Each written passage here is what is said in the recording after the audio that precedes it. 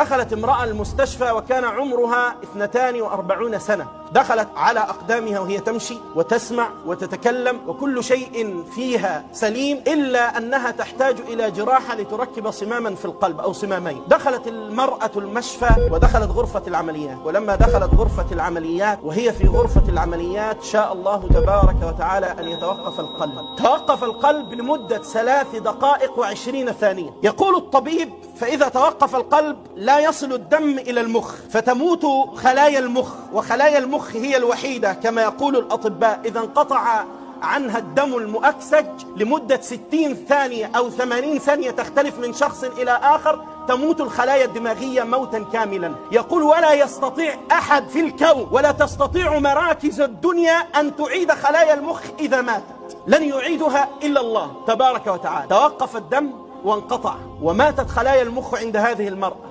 وخرجت المرأة من غرفة العمليات بعد أن دخلت إلى المشفى وهي تمشي على قدمها. أصبحت المرأة لا تسمع ولا تتكلم ولا تقدر أن تحرك طرفا من جسدها. أودعوها في غرفة العناية وظلت على هذا الحال لمدة 9 شهور. يأتي زوجها وأولادها يجلسون عندها يقرؤون عليها بعضا من آيات القرآن ثم ينصرفون. يقول: ذات ليلة كان من عادة زميل لي يمر على غرف العناية ليتفقد أحوال المرضى، فدخل على تلك المرأة في غرفتها وهي على سريرها وتحت قدمها ولدها وهو يبكي يقرأ عليها القرآن ثم يبكي. قال: رققت لحاله، اقتربت منه وأخذت أواسيه، فلما ضربت على كتفه لأواسيه رفع بصره إلي وقال لي: أسألك سؤالا، هل لا أقدر أن أسمع صوت أمي بعد الآن إلا يوم القيامة؟ قال الرجل حينها تأثرت بهذا السؤال، قلت: من قال لك؟ قال: هم يقولون إنها ميتة الدماغ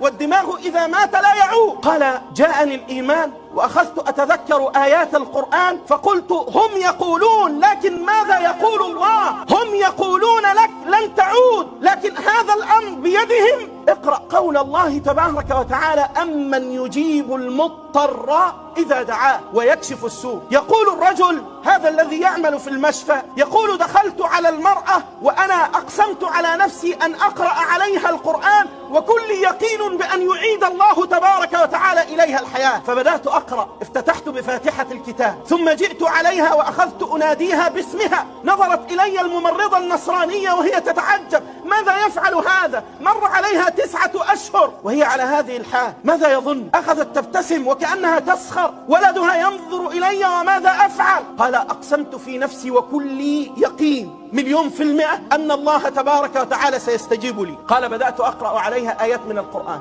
جئت على آيات القرآن التي تتحدث عن الحياة. اسمع، حتى إذا أغلق في وجهك باب تعلم كيف يكون اللجوء إلى الله تبارك وتعالى. الحياة رزق ومفتاح هذا الرزق بيده، المال الذي تبحث عنه مفتاحه بيده، الصحة التي أتعبت مفتاحها بيده. قال: مررت على آيات القرآن وأخذت أقرأ قول الله تبارك وتعالى: ألم تر إلى الذين خرجوا من ديارهم وهم ألوف حذر الموت. ألوف خرجوا خايفين من الموت، فقال لهم الله: موتوا. فلما أمر الله بموتهم بعد أن ماتوا قال القرآن: ثم أحياهم. قال: قلت يا رب، هؤلاء ألوف أمتهم ثم أحييتهم، وهذه امرأة لم تمت كلها لكن مات بعضها، فأنت قادر. أنا أقول في نفسي ثم أمر على آيات القرآن وأنا أقرأ قول الله: أو كالذي مر على قرية وهي خاوية على عروشها، مات كل الإنس، ماتت كل الأنعام، مات كل شيء فيها، لم يتبقى فيها مظهر من مظاهر الحياة. قال: أن يحيي هذه الله بعد موتها؟ قال: فأماته الله 100 عام، 100 عام وليس 9 أشهر. قال: ثم بعث.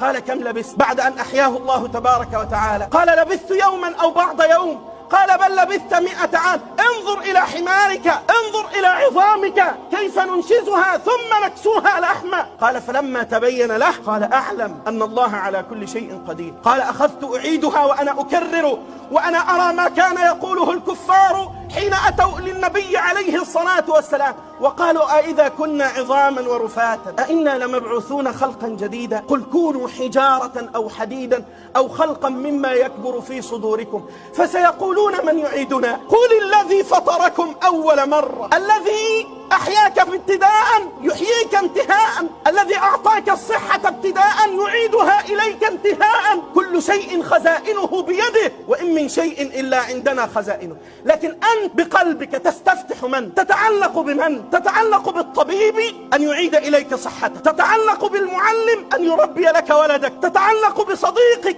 الذي عنده خبرة في إدارة البورصة أن يغنيه. كل هذا زاد. قال أخذت أقرأ فما إن انتهيت من قراءتي ساعة وأنا في منتصف الليل أجلس عند هذا حتى فتحت المرأة عينيها، يقسم بالله أنني ناديتها باسمها، نظرت إلي، قلت هل تسمعيني؟ بدأت تتكلم، كان يركب لها أنبوبا في الحنجرة حتى تستطيع التنفس، لم تستطع الكلام، ما يخرج هو هواء. قلت حركي يدك اليمنى، حركت، حركي اليسرى، حركت، حركي الأطراف، تحركت. تعجبت الممرضة وجاءت جريا إلى الطبيب الذي يلحظ هذه المرأة. فلانة تتكلم، قال اغربي عني، هذا وقت فلسفة، نحن في منتصف الليل، ماذا تقولين؟ قالت أقول لك إنها تتحرك. جاء الطبيب وهو منزعج ولا يصدق ما يراه، وقف على المرأة وهي تحرك وهي تتكلم. عادت المرأة إلى طبيعتها.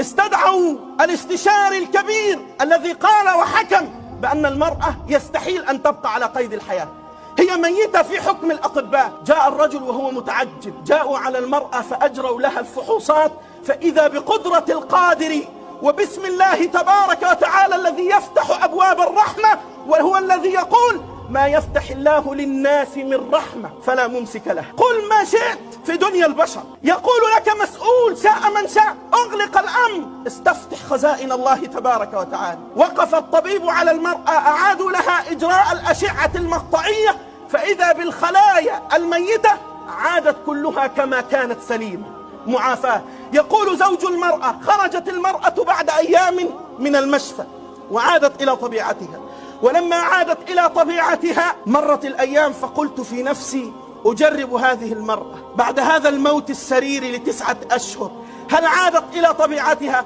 قال جئت عليها أداعبها يوما من الأيام وأنا أقول لها يا أم فلان أتذكري يوم أن ذهبنا إلى الطائف ففقدنا علبة العود البخور هناك؟ نظرت إلي وتبسمت وقالت نعم أذكر، ولكننا لم نفقدها في الطائف، إننا فقدناها في حي الدواسر. عادت المرأة بقوة لم يتخيلها الزوج. يقول الرجل ذهلت وقتها من قوة ذاكرتها التي عادت إليها، وأخذت أردد قول الله تبارك وتعالى وهو الذي يبدأ الخلق ثم يعيده وهو أهون عليه وله المثل الأعلى في السماوات والأرض وهو العزيز الحكيم. إذن لما يغلق عندك باب وتسمع من البشر ليس هناك حل، اعلم أن الحل في السماء. تأدب مع الله تبارك وتعالى، تعايش معه باسمه، وأنت تحتاج في حياتك في وظيفتك أن تستفتح باسم الله تبارك وتعالى الفتاح. نحتاج أن نعلم أولادنا أن العلم الذي يحصلونه